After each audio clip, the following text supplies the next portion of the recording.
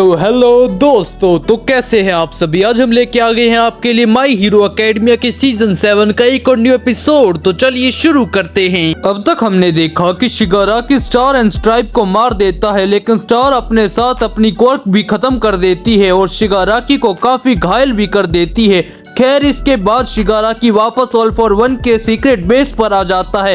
वो दर्द की वजह से बहुत चिल्ला रहा था।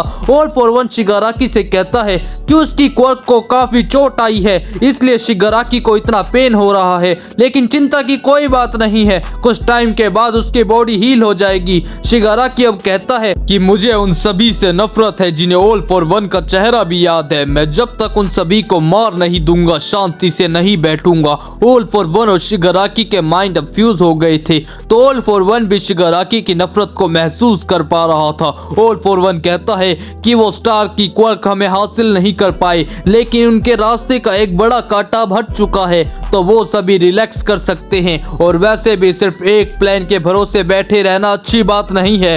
वो लीग से कहता है कि वो जानता है उनका लड़ने का काफी मन था, लेकिन उन्हें कुछ और दिन ऐसे ही छुपकर बिताने पड़ेंगे। तब डाबी को ये बात पसंद नहीं आती और वो कहता है कि उसका जालिम बाप एंडेवर मजे से आसमान में उड़ता फिर रहा है और वो यहाँ हाथ पे हाथ रखे बैठा है। ऑल फॉर वन डाबी से कहता है कि वो दोनों काफी हद तक बिल्कुल एक जैसे हैं, दोनों को अपना लक्ष्य हासिल करना है, लेकिन उन दोनों में एक बहुत बड़ा अंतर है। ऑल फॉर वन ने अपने लक्ष्य तक पहुंचने के लिए सालों पहले से ही ढेर सारे रास्ते बना रखे हैं ताकि वो सबसे बेस्ट रास्ते को चुन सके, इसलिए उन सबको शिगाराकी की बॉडी के परफेक्ट होने तक का वेट करना होगा। इजुको मिडोरिया भी अब वापस यूए हाई स्कूल लौट आया है। उसमें और डाबी में एक और अंतर ये भी है कि ऑल फॉर वन के ढेर सारे दोस्त हैं, यहाँ तक कि यूएस स्कूल में भी। इसके ठीक बाद हम तोरुआ यानी इनविजिबल गर्ल को देखते हैं जो कहीं छुपी हुई थी। फिर हम देखते हैं कि क्लास 1 ने स्कूल के ग्राउंड में ट्रेनिंग कर रही थी। ये सभी एक दूसरे के साथ मिलकर और ज्यादा स्ट्रॉन्ग होने की कोशिश कर रहे थे ताकि आने वाले युद्ध में विलेंस को कड़ी टक्कर दे सके।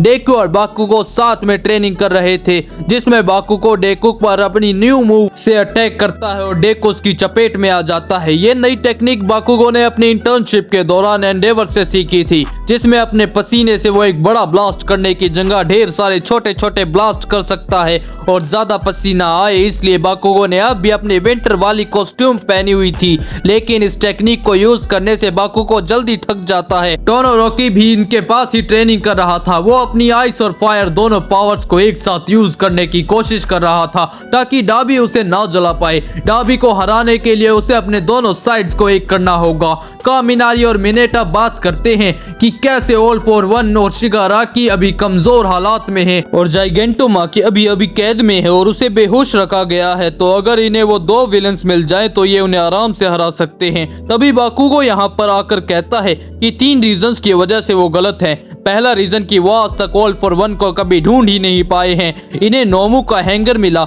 शिगाराकी का बार मिला और डॉक्टर की रिसर्च फैसिलिटी भी मिली, लेकिन हीरोज ऑल फॉर वन को कभी नहीं खोज पाए। वो छुपने में माहिर है। इसके बाद मोमो उन्हें दूसरा रीजन बताती है कि पिछले बैटल में शिगाराकी का शरीर कंप्लीट भी नहीं था, फिर भी हम उसका कुछ नहीं कर पाए और अब तो हीरोज भी पहले से आधे हो गए हैं। बाकुगो फिर तीसरा रीजन बताता है कि विलेंस ये डिसाइड करेंगे कि युद्ध कब शुरू होगा। ऑल फॉर वन के पास सर्च क्वर्क भी है, जिससे उन्हें पहले ही डेकू की लोकेशन का पता चल जाएगा। वो कभी भी हमला कर सकते हैं और इसलिए इन्हें ज्यादा से ज्यादा हीरोज की जरूरत है। डेकू कहता है कि फिर भी फैसला इनका होगा कि इस बैटल में ये लोग कैसे एंटर करेंगे और जल्द ही फिर से शिगाराकी की खोज में शामिल होने वाला है। फिर ईडा आकर डेकू के सिर पर मारता है और उसे याद दिलाता है कि मैं नहीं बल्कि हम खोज में शामिल होने वाले हैं, और डेकू को याद आता है कि पूरी क्लास भी उसके साथ है। पास के ही जंगल में हमें तोरुआ को देखते हैं जो कि किसी पर नजर रख रही होती है। दोस्तों, हमें पता है कि यूएस स्कूल में एक गद्दार है और वो और कोई नहीं बल्कि युगा है। तोरुआ को युगा पर शक हो गया था क्योंकि जब से डेकू वापस आया है युगा ने एक बार भी स्माइल नहीं किया। युगा के साथ उसके पेरेंट्स भी थे जो युगा को बता रहे थे कि उन्हें ऑल फॉर वन से एक और नया ऑर्डर मिला है और युगा को हमेशा की तरह इसे पूरा करना होगा। यहाँ जंगल में सीसीटीवी नहीं है तो वो खुलकर बात कर सकते हैं। युगा रोते हुए अपने पेरेंट्स की बात सुन रहा था जो कहते हैं कि अगर उसने ऑल फॉर वन की बात नहीं मानी तो वो हमें मार देगा। तो तोरुआ ये सुनकर शौक हो जाती है और याद करती है कि कैसे यूएसजे और फॉरेस्ट ट्रेनिंग के दौरान विलन्स अचानक ही सामने आ गए थे, जबकि इन दोनों लोकेशंस की जगह टॉप सीक्रेट थी, यानी युगा ने ही इन कैंप्स की लोकेशन को ऑल फॉर वन को दिया था। युगा के पेरेंट्स कहते हैं कि ये सब उन्होंने अपनी मर्जी से नहीं किया, पर अब वो पीछे नहीं हट सकते, वो तो बस युगा के लिए खुशियां चाहते थे। तो दोस्तों, असल में युगा बिना क्वर्क के पैदा हुआ था। उसके पेरेंट्स चाहते थे कि युगा भी बाकी बच्चों की तरह अपने सपने पूरे करे और कभी खुद के लिए बुरा फील ना करे, इसलिए उन्होंने ऑल फॉर वन से मदद मांगी, जिसने युगा को लेजर वाली क्वर्क दे दी। लेकिन अब ये लोग उसके गुलाम बन गए हैं। अगर इन्हें पहले पता होता तो ये कभी ऑल फॉर वन से डील नहीं करते। अब तोरुआ सोचती है कि इसे जल्दी किसी को ये बताना होगा। तभी उसे पास में ही कोई नजर आता है। युगा रोते हुए बोलता है कि उसे अपने किए पर बहुत पछतावा है और वो अपने अपराधों के तले कुचलता महसूस कर रहा है। जब ऑल फॉर वन को अरेस्ट किया गया था तब उसे लगा था कि वो आजाद हो गया है और अपने दोस्तों के साथ आराम से रह सकता है। युगा के पेरेंट्स उससे माफी मांगते हैं और ऑर्डर को पूरा करने के लिए कहते हैं। युगा को ये अच्छा नहीं लगता, पर वो अपने पेरेंट्स की मौत भी नहीं चाहता था। तभी तोरुआ डेकू को लेकर वहां आ जाती है और उसने डेकू को सब कुछ बता दिया था कि युगा गद्दार है। डेकू को ये सुन यकीन नहीं होता कि युगा गद्दार है। फिर डेकू को देख युगा सोचता है कि जब सभी लोग डेकू को वापस लाने की कोशिश कर रहे थे तब सिर्फ युगा था जो डेकू से कुछ भी नहीं बोल पाया था। डेकू कहता है कि उसे युगा कुछ दिनों से काफी उदास लग रहा था और उसे युगा की चिंता हो रही थी, इसलिए वो उसे ढूंढते हुए इस तरफ आ गया। अब ये सुन युगा खुद ही एडमिट कर लेता है कि यूएसजी और फॉरेस्ट कैंप में उसने ही लीक को लोकेशन बताई थी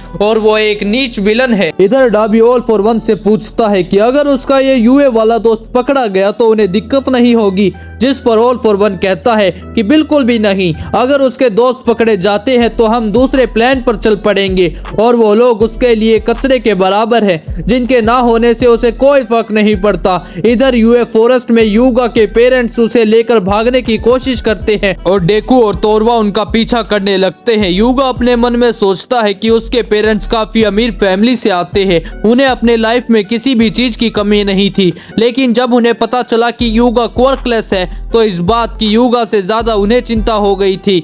फिर उन्हें एक आदमी के बारे में पता चला जो कि लोगों को क्वर्क दे सकता है। युगा को जो क्वर्क मिली थी वो उसके शरीर के हिसाब से ठीक नहीं थी, फिर भी उसके पेरेंट्स उसे अच्छे से पालते रहे। उनकी मेहनत देखकर युगा ने डिसाइड किया कि वो भी अब हीरो बनेगा ताकि वो अपने पेरेंट्स को प्रोटेक्ट कर सके। लेकिन जब ऑल फॉर वन को पता चला कि ऑल माइट यूएस स्कूल में टीचर बनने वाला है तो उसने युगा को भी उसी स्कूल में एडमिशन दिलाने को बोला।